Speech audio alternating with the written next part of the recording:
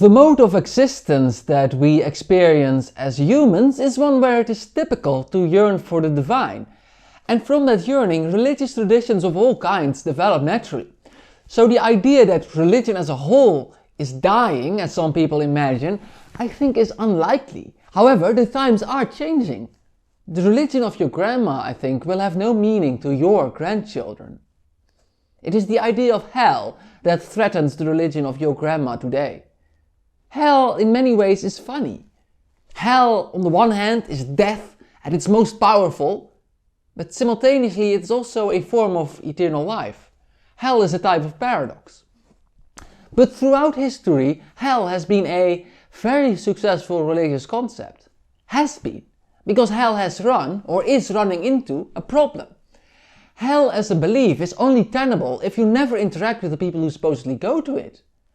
So the problem for hell is that people in the modern world are completely unable to stay in their own bubble. It is literally unpreventable that people from completely different religious backgrounds become friends even. In the past, in the age of kings and diseases, everyone was exclusively friends with people from their own religious tradition.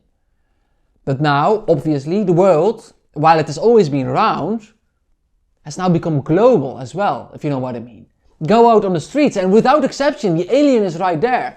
Go on the internet and you are not even in a country anymore. You are everywhere and nowhere at once.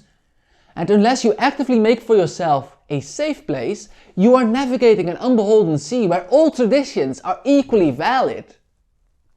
And you are no longer someone of whom their lineage knew God's grace, no longer someone who holds to a generally accepted opinion in their own cultural context, but someone with a mere opinion of their own.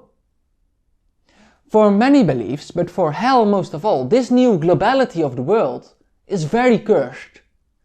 Because it means that the individual believer needs to interact on a daily basis with fellow individuals of whom it is doctrinally mandatory for them to believe that their destiny is eternal suffering. And not only that, but also that that suffering is justified.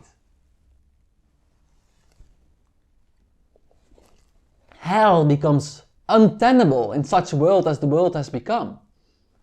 Any movement that fails to adapt to the workings of the modern age can only barely be passed on to the next generation.